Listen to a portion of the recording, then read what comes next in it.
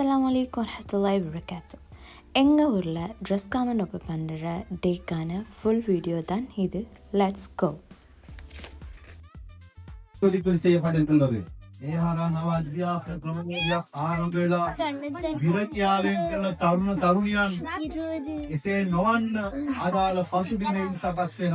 அதற்காக இந்த புதிய கல்வி திட்டங்கள் தொழில் காட்சிப்படுத்துவதற்கு ஆடைகளை முன்னே வருமாறு இந்த தொழிற்சாலைகளை தைத்த ஆடையோரும் வருகை தருகின்றார். ஒரு ஆடை தொழிற்சாலை வந்து அமையும் என்பதை நாங்கள் சந்தேகப்பட வேண்டிய அவசியம் இல்லை. இப்போது எங்களிடத்திலே பணம் இருக்கிறது, நாட்டிலே ஊழல் மோசடி இல்லை. இதனால்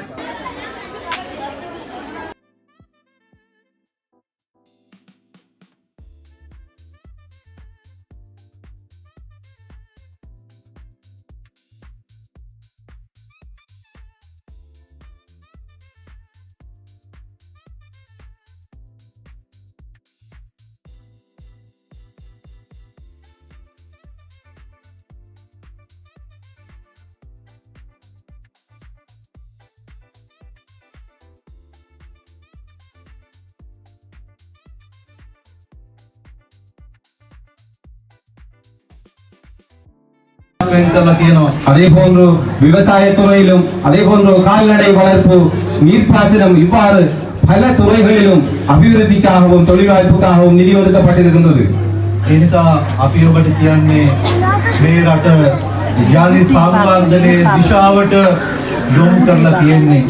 நாங்கள் உங்களுக்கு சொல்லுகின்றோம், இந்த நாட்டினை நாங்கள் மீண்டும் அபிவிருத்தி அடைகின்ற ஒரு நாடாக மாற்றிக் கொண்டிருக்கின்றோம்.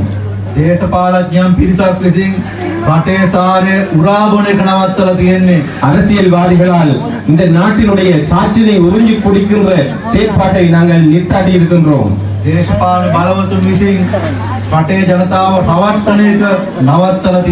அரசியல் பலம் வாய்ந்தவர்களால் மக்களை ஏமாற்றுவதை நாங்கள் நிறுத்தி இருக்கின்றோம்.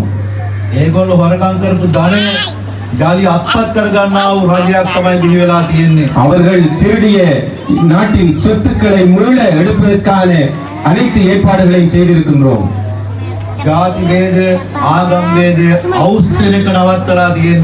இந்த இனவாதம் மதவாதத்தினை கிளப்புவதை நிறுத்தியிருக்கின்றோம். சகோதரத்தின்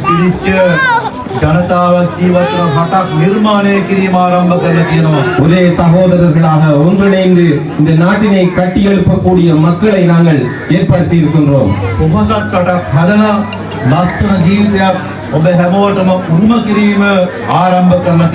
ஒரு அபிவிருத்தி அடைந்த அழகான நாட்டினை இந்த நாட்டு மக்களுக்கு வழங்குவதற்கான ஏற்பாடுகளை செய்திருக்கின்றோம்.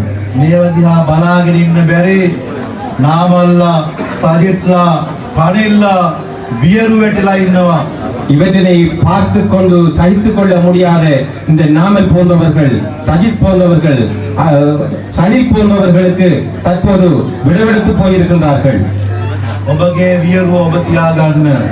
உங்களுடைய விடவெடுப்பை நீங்களே வைத்துக் கொள்ளுங்கள்.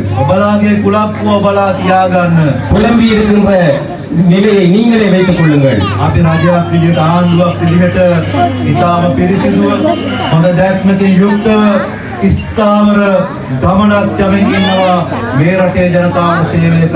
நாங்கள் அரசாக, ஆட்சியாளர்களாக மிக பரிசுத்தமான தூய்மையான ஆட்சியை இந்த மக்களுக்கு சேவை வழங்குவதற்காக செய்து கொண்டிருக்கின்றோம்.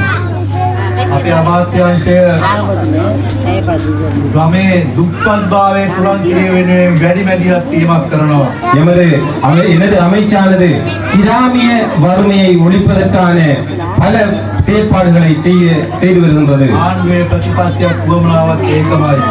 அரசினுடைய கொள்கையும் அதன் தேவைப்பாடும் அதுதான்.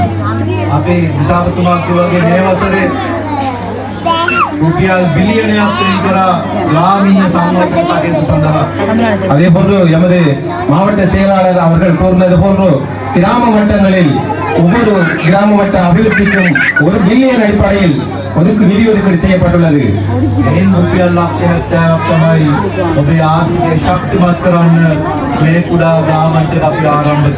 அதில்தான் 70 லட்சம் ரூபாய் பயன்படுத்தப்பட்டு உங்களுடைய கிராமத்தினுடைய வறுமை ஒழிப்புக்காக ஒரு ஃபேக்டரியை நாங்கள் இங்கு ஆரம்பித்திருந்தோம். ලක්ෂ 400ක් පමණ අපි වෙන් කරා ගමේ දුප්පත්භාවය තුරන් කරන්න කුඩා ව්‍යාපෘතියන් අපි අමාත්‍යාංශයෙන් පමණක්.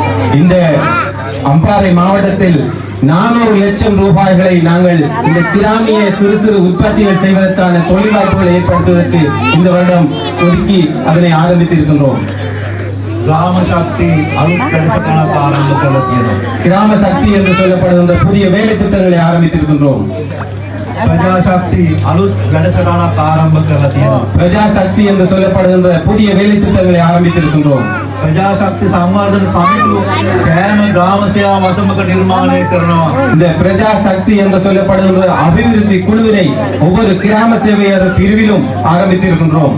ඒ ගමට අදාළ සංවර්ධන සැලැස්මක් සකස් කරනවා ඒ අදාළ කණ්ඩායම. அந்த கிராமத்திற்கு உரிய அனைத்து அபிவிருத்தி வேலை திட்டங்களையும் அந்த பிரஜா சக்தி என்று சொல்லப்படுகின்ற கிராம அபிவிருத்தி குழு தான் திட்டமிடும். ඒ ගමේ ජනතාවගේ අදහස් යෝජනා වලින් තමයි ඒ සැලැස්ම සකස් වෙන්නේ. அந்த கிராமத்தில் உள்ள மக்களுடைய ஆலோசனைகளை பெற்றுத்தான் அந்த கிராமத்தினுடைய அபிவிருத்தி திட்டமிடப்படும். ඒ ග්‍රාම සේවා වසම මට්ටමින් සංවර්ධන කටයුතු ආරම්භ කරන්න මෙවර අයවැය රුපියල් මිලියන 25000ක් වෙන් කරලා තියෙනවා. அந்த அபிவிருத்திக்காக இந்த எதிர்வரும் வருடம் 25,000 மில்லியன் ரூபாய்கள் இந்த கிராம சக்தி வேலை திட்டங்களுக்காக ஒதுக்கப்பட்டுள்ளது. අම්පාර දිස්ත්‍රික්කයේ ග්‍රාම සේවා වසම 503ක් තියෙනවා. அம்பாறை மாவட்டத்தில் மாத்திரம் இந்த கிராம சக்தி அமைப்புகள் 503 கிராமங்களும் அந்த அமைப்புகளில் இருக்கின்றது. මේ ග්‍රාම සේවා වසම 503ටම එයින් අපි මුදල් වෙන් කරලා අඩුම ගානේ එක ව්‍යාපෘතියක් හරි ක්‍රියාත්මක කරනවා. அந்த 503 கிராமங்களிலும் அந்த கிராம சக்தி ஊடாக ஒரு அபிவிருத்தி உபாரண வேலை திட்டமாக நாங்கள் ஆரம்பிப்போம். ඒ වගේම අනිකුත් අමාත්‍යාංශ වලින් වෙන් වෙන මුදල් මේ அனைவருக்கும் இந்த இடத்தில் நாங்கள் நன்றியை கூற கடமைப்பட்டிருக்கின்றோம். அதே போன்று இந்த